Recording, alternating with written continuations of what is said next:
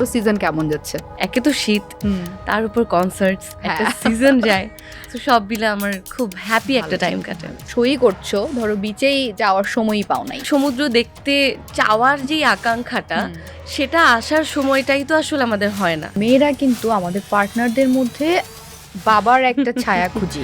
আব্বুর জায়গা কখনো কেউ নিতে পারবে না, বাট আমি সেরকমই কেয়ারিং একজন হাজবেন্ড পেয়েছি। মিমিক্রি করার গুণটা কোথায় পেলে?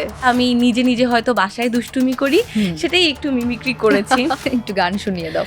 আর কাউকে পাবি না এমন ভালোবাসবে আমার মতো।